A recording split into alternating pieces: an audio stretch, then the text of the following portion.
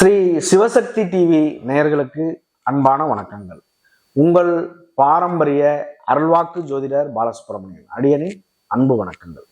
என்றும் குருவழியில் குருவை நேசிப்போம், குருவை போற்றுவோம். நம்ம தொடர்ச்சியா பாத்தீங்க அப்படின்னா மாத பலன் பார்த்துட்டு வந்துட்டு இருக்கோம். இந்த மாத பலனை தொடர்ச்சியா பாத்தீங்க அப்படின்னா இந்த கிரகத்தினுடைய குரு பகவானுடைய வக்ரம் பெற்று இருந்தார். இது வரைக்கும் அந்த வக்ரம் நிவர்த்தி பலன் பார்க்க போறோம். அதாவது குரு பகவானுடைய வக்ர நிவர்த்தியோடைய பெயர்ச்சி எப்படி இருக்கும் அப்படிங்கிற ஒரு விஷயத்த நம்ம பார்ப்போம். இதுல பாத்தீங்க அப்படின்னா இந்த ரிஷபராசியில குரு பகவான் இருக்காரு. செவ்வாய் பகவான் பாத்தீங்க அப்படின்னா மிதுன ராசியில பயணம் செய்யறாரு. அவர் கடகத்துல இருந்து மிதுனத்துக்கு வக்ரம் பெற்று பின்னோக்கி நகர்ந்து வந்திருக்காரு செவ்வாய் பகவான். கேது பகவான் பாத்தீங்க அப்படின்னா கன்னி ராசியில பயணம் செஞ்சிட்டு இருக்காரு.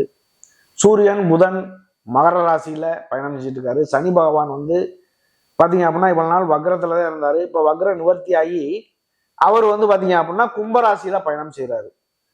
இந்த சுக்கிரன் ராகு ரெண்டுமே பாத்தீங்க அப்படின்னா மீன ராசியில பயணம் செய்யறாரு. ஒரு கிரகத்தினுடைய நிலை பாத்தீங்க அப்படின்னா வக்ரம் பெற்று இருந்தா என்ன பலனை கொடுக்கும், வக்ர நிவர்த்தி ஆனா என்ன பலனை கொடுக்கும், அப்ப இந்த குரு பகவானுடைய வக்ர நிவர்த்தி எப்படி இருக்கும் அப்படிங்கிற ஒரு விஷயத்த இந்த 12 ராசிக்குமே நம்ம ஒவ்வொரு ராசியா விரிவா பார்த்துருவோம். அன்பார்ந்த கும்பராசி அன்பர்களே, கும்பராசி அப்படின்னாலே ஒரு கௌரவ தோற்றம் கொண்டவர்கள். உங்களுடைய ராசிநாதன் சனி பகவான். இந்த சனி பகவான் பாத்தீங்க அப்படின்னா மகர ராசிக்கும் கும்பராசிக்கும் உள்ள அதிபதியே அவர் தான். ஆனா அந்த கும்ப கலசம் அப்படிங்கிறது கும்பராசியை பொறுத்த அளவுக்கு ஆண் ராசி. ஆனா மகர ராசி அப்படிங்கிறது பெண் ராசி. இந்த ஆண் ராசி அப்படிங்கிறது பாத்தீங்க அப்படின்னா பொதுவாகவே பாத்தீங்க அப்படின்னா அந்த ஆண் தன்மை இருக்கும். பெண்ணா இருந்தாலும் சரி ஆணா இருந்தாலும் சரி. இப்ப ஆண் தன்மை அப்படின்னா ஆளுமை திறமை தான். ஒரு விஷயத்த வழி நடத்தக்கூடிய ஒரு தன்மை ஆளுமை திறமை உண்டு. அப்ப அவங்கள பொறுத்த அளவுக்கு பாத்தீங்க அப்படின்னா இன்னைக்கு ஜென்மச்சனி. இந்த ஜென்மச்சனி பாத்தீங்க அப்படின்னா 100% சனியினுடைய தாக்கத்துல இருக்காங்க. தலையில 100 கிலோ செமைய தூக்கி வச்சிருக்க மாதிரி. விரையச்சனி அப்படிங்கிறது பாத்தீங்க அப்படின்னா 50% சனியினுடைய தாக்கம் இருக்கும். ஜென்மச்சனி அப்படிங்கிறது 100% சனியினுடைய தாக்கம் இருக்கும். பாத சனி 25% சனியினுடைய தாக்கம் இருக்கும். அப்ப இந்த குருவாகப்பட்டவர் உங்களுடைய 2ஆம் இடமான மீன ராசிக்கும் உங்களுடைய 11ஆம் இடமான தனுசு ராசிக்கும் உள்ள அதிபதி குரு பகவான் உங்களுடைய 4ஆம் இடமான ரிஷப ராசியிலிருந்து உங்களுடைய 8ஆம் இடத்தை பார்க்கிறாரு கன்னி ராசிய. உங்களுடைய 10ஆம் இடமான தொழில் ஸ்தானமான விருச்சக ராசியை பார்க்கிறாரு. உங்களுடைய 12ஆம் இடமான மகர ராசியை பார்க்கிறாரு. குரு பார்த்தால் கோடி நன்மை நம்ம சொல்றோம். ஆனா குரு பகவான் 4ஆம் இடத்துல இருந்து பார்க்கிறாரு. அது எப்படி நல்லா இருக்குமா அப்படின்னா அது அவர் எந்த இடத்தில் இருந்தாலும் சரி, அசுபமான இடத்துல இருந்தாலும் அசுப கிரகங்களோடு இருந்தாலும் அஸ்தமனம் பெற்றிருந்தாலும் வக்ரம் பெற்றிருந்தாலும் நீசம் பெற்றிருந்தாலும் 199% அவரவருடைய கர்ம வினை விதி ஜாதகத்தினுடைய அடிப்படையில பார்க்கக்கூடிய பார்வைக்கு பலன் கண்டிப்பா இருக்கும். அதுல எந்த விதமான மாற்றமும் கிடையாது. இந்த 1% ஏன் நம்ம சொல்றோம் அப்படின்னா முற்றிலுமே சுபக்கிரகம் தான். குருவினுடைய பார்வைக்கு பலன் உண்டுதான், இல்லைன்னா சொல்ல முடியாது. உங்களுடைய அதாவது கொடுக்குறவன் கொடுத்தாலும் அதை வாங்கி வைக்கிறதுக்கு தகுதி வேணும் அப்படிங்கிறது ஒரு பழமொழி இருக்கு. குருவினுடைய பார்வையில் இருக்கையில நல்ல விஷயங்கள் கிடைச்சாலும் அதை நம்ம இதை வாங்கிக்கிறதுக்கு தகுதி வேணும்னு சொல்றோம்னா உங்களுடைய லக்னாதிபதி விதி ஜாதகம் அமைப்பு இருக்கணும். அப்ப அந்த அமைப்பு இருந்துச்சு அப்படின்னா தான் அந்த மாதிரி அமைப்புக்குள்ள வரும், இல்லை அப்படின்னா வராது. அப்ப இந்த கும்பராசியை பொறுத்த அளவுக்கு கும்ப கலசம் கோயில்னு மேல இருக்கக்கூடிய கும்ப கலசத்தினுடைய அந்த ராசி சிம்பிள் பாருங்க அப்படி இருக்கும். அதுக்குள்ள மரியாதையை எதிர்பார்ப்பாங்க. சுயமரியாதைங்கிறது இருக்கும், கட்டுப்பாடு இருக்கும், எல்லாமே இருக்கும். அப்ப இந்த கும்பராசியை பொறுத்தவரை குரு பகவானுடைய பார்வையத்தை நம்ம கணக்குல இன்னைக்கு எடுத்துக்க முடியும். ஜென்மச்சனி நடக்குது, 100% நடக்குது. அப்போ உங்களுக்கு பார்க்கக்கூடிய பார்வை மூலியமா நல்லது நடக்குமா அப்படின்னா இந்த 8ஆம் இடமான கன்னிராசியை பார்க்கறதுனால 8, 10, 12 இந்த 8ஆம் இடத்தை பார்க்கறதுனால அந்த பார்க்கக்கூடிய 8ஆம் இடம் வேலை செய்து ஒருத்தருக்கு ஒரு தனி மனித ஜாதகத்துல 8ஆம் இடம் வேலை செஞ்சா 4ஆம் இடமும் கண்டிப்பா வேலை செய்யும், 12ஆம் இடமும் வேலை செய்யும், திரிகோணம் அப்படியே வேலை செய்யும். அப்ப எப்படி இருக்கும்? 4 அப்படிங்கிறது வீடு, மனை, வண்டி, வாகனம், அந்த தாய் அப்படிங்கிற ஒரு சூழ்நிலை குறிக்கும். அதுல நல்ல முன்னேற்றம் இருக்கும். 8 அப்படிங்கிறது கோர்ட்டு, கேஸு, வம்பு வழக்கு இந்த மாதிரி உள்ள ஒரு பிரச்சனைகள். மாங்கல்ய ஸ்தானம், ஆயுள் ஸ்தானம் எல்லாமே 8 தான். அப்ப இந்த 8ஆம் இடத்தை குரு பகவான் பார்க்கறதுனால பாத்தீங்க அப்படின்னா எப்படி சிறப்படையும் அப்படின்னா நல்ல மாற்றம் உண்டாகும். இந்த கோர்ட்டு கேஸ்ல இருக்கக்கூடிய ஒரு பிரச்சனைகள், சொத்து சம்பந்தமான பிரச்சனைகள் எல்லாமே பாத்தீங்க அப்படின்னா அவரவருடைய ஜாதகத்துக்கு தகுந்தாற் போல் ஒரு நல்ல மாற்றம் சாதகமாக மாறும். அடுத்து பாத்தீங்க அப்படின்னா 10ஆம் இடமான தொழில் ஸ்தானத்தை பார்க்கிறாரு. 10 அப்படிங்கிறது தொழில் ஸ்தானம். தொழில் இது வரைக்கும் எனக்கு ஒரு விருத்தியே இல்லை, நல்ல சூழ்நிலை இல்லை, தொழில்ல ஒரு மாற்றமே இல்லை, மந்தமான சூழ்நிலை இருக்கு அப்படின்னு இருக்கக்கூடிய நபர்கள்லாம் ஒரு தோஷமான இடத்த கூட நிறைய பேர் பாத்தீங்க அப்படின்னா தொழில் பண்றவங்க நமக்கு போன் பண்ணி சொல்றாங்க, ஐயா என்னுடைய தொழில்ல மந்தமா இருக்கு, யாரும் எனக்கு எதுவும் செஞ்சு வச்சுட்டாங்களோ என்னமோ எனக்கு தெரியல அப்படின்லாம் நமக்கு சொல்றாங்க. அதாவது தொழில்கிற ஸ்தானத்துல செய்வனையா இருக்கட்டும், தாண்டு தூண்டும் அது எதுவாக இருந்தாலும் பாத்தீங்க அப்படின்னா அதனுடைய தன்மை அப்படிங்கிறது வேற. ஆனா அந்த தோஷமான இடத்தை கூட குருவினுடைய பார்வைப்படும் பொழுது தோஷத்தை கூட நிவர்த்தி பண்ணக்கூடிய ஒரு விஷயம் அதுல உண்டு. அது எந்த தொழிலா வேணாலும் இருக்கலாம். அப்ப அந்த குருவினுடைய பார்வை என்பது சிறப்படைய வாய்ப்பு உண்டு. இது முற்றிலுமான ஒரு உண்மையான ஒரு விஷயம். அடுத்து உங்களுடைய 12ஆம் இடத்தையும் பார்க்கிறாரு.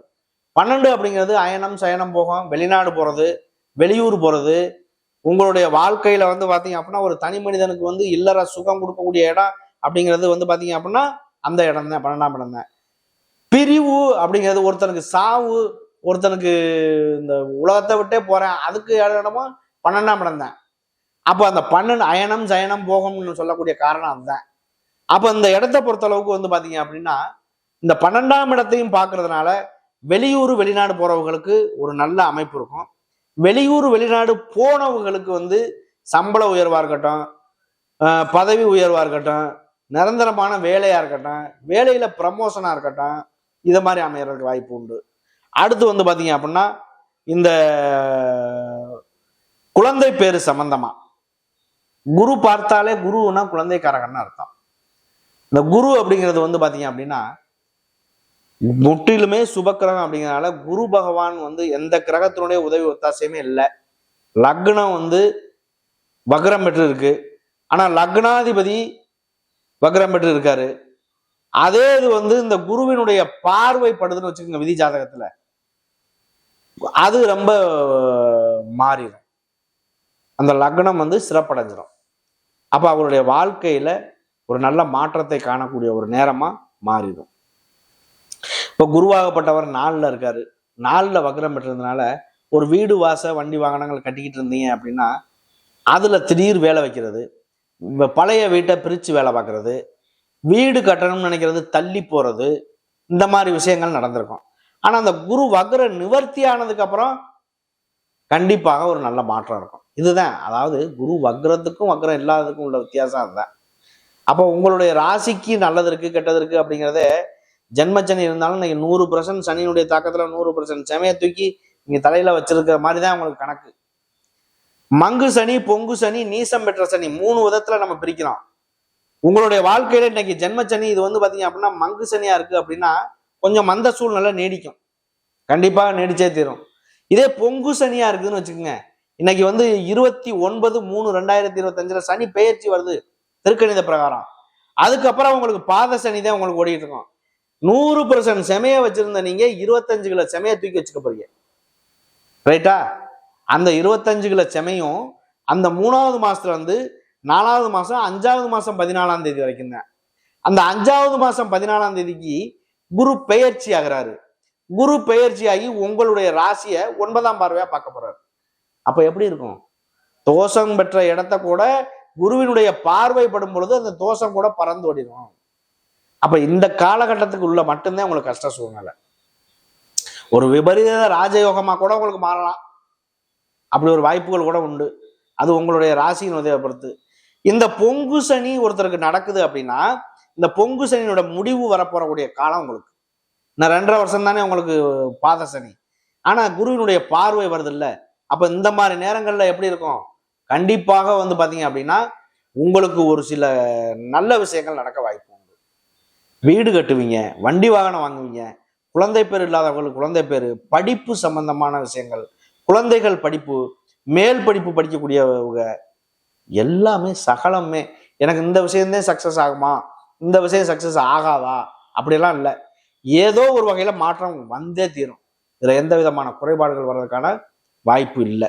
இதுல முதல் நட்சத்திரம் அப்படிங்கிறது வந்து பாத்தீங்க அப்படின்னா அவிட்ட நட்சத்திரம் வருங்க. இந்த அவிட்ட நட்சத்திரம் அப்படிங்கிறது தவிட்டு பானையிலையும் தங்கம் இருக்கும்னு சொல்லுவாங்க.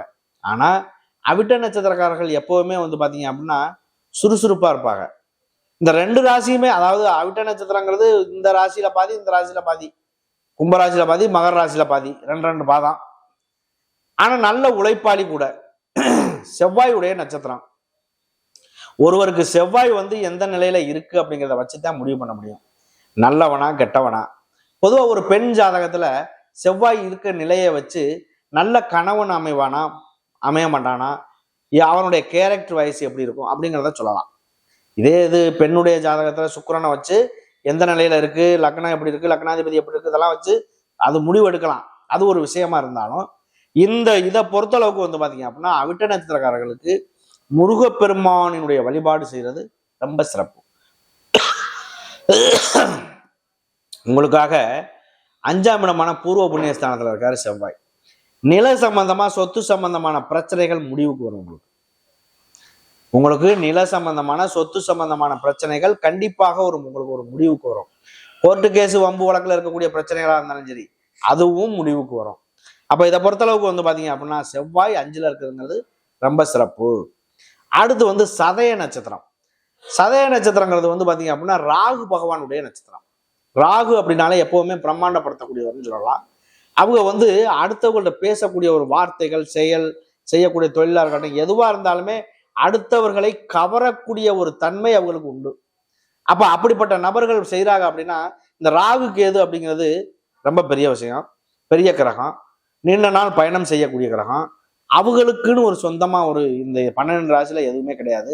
அந்த சொந்தமான இடமா இருக்கு அப்படின்னா அவங்க போற இடத்த சொந்தம் கொண்டாடிக்குவாங்க. எந்த கிரகத்தோடு இணைவு பெறாங்களோ அதனுடைய வேலையும் முழு செய்வாங்க. அப்ப இன்னைக்கு நிலைமை வந்து பாத்தீங்க அப்படின்னா உங்களுக்கு 2ஆம் இடத்துல வாக்குஸ்தானத்துல சுக்கிரன் ராகு, உச்சம் பெற்ற சுக்கிரனோட சேர்ந்து ராகு இருக்காரு. எப்படி இருக்கும்?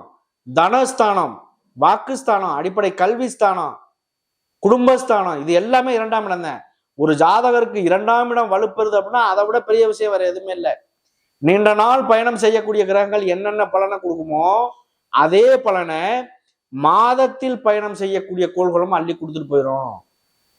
அப்ப சுக்கிரன் எவ்வளவு நாள் இந்த உச்ச சூழ்நிலை இருக்காரோ ஒரு நல்லதை செய்ய வாய்ப்பு உண்டு. அடுத்து வந்து பூரட்டாதி நட்சத்திரம். இந்த பூரட்டாதி நட்சத்திரங்கிறது வந்து பாத்தீங்க அப்படின்னா குரு பகவானுடைய நட்சத்திரம். குரு அப்படின்னாலே ஒரு பெரிய விஷயம் சொல்லலாம், பிரம்மாண்டம்னு சொல்லலாம். இருக்கக்கூடிய கோள்கள்லயே பெரிய கோளு தேவ குரு அப்படின்னா கிரகங்களுடைய அடிப்படையில பெரிய குரு அப்படின்னு சொல்றான் அப்படின்னா தேவகுருன்னு சொல்றான். இந்த குருனுடைய இந்த வியாழன் கோள்னு சொல்றோம்ல, வியாழன் தான் குரு. குருனா வியாழன். இருக்கக்கூடிய கோள்கள்லயே பெரிய கோள் அப்படின்னா குரு தான். அந்த குருவினுடைய பார்வைப்படும் பொழுது ரொம்ப சிறப்பாக வாய்ப்பு அதுதான். அப்ப உங்களை பொறுத்தளவுக்கு இந்த சதய நட்சத்திரம், அவிட்ட நட்சத்திரம், சதய நட்சத்திரம், பூரட்டாதி நட்சத்திரம் 3க்குமே இந்த ஒரு குரு வக்ர நிவர்த்தி பயிற்சியானது ரொம்ப சிறப்பான விஷயமா இருக்கு. இதுலயும் வந்து இந்த கிரகங்களுடைய அமைப்பு எல்லாமே உங்களுடைய ராசிக்கு 12ஆம் இடத்துல சூரியன் புதன் மறைவு ஸ்தானத்துல இருக்காரு. கவர்மெண்ட் சார்ந்த விஷயங்கள் கூட ஒரு நல்ல இருக்க வாய்ப்பு உண்டு. வேலையில ப்ரமோஷன், சம்பள உயர்வு, வேலை கிடைக்கிறது, இந்த மாதிரி அமைப்புகளை கூட நீங்க வர வாய்ப்புகள் உண்டு. நன்றி, வணக்கம்.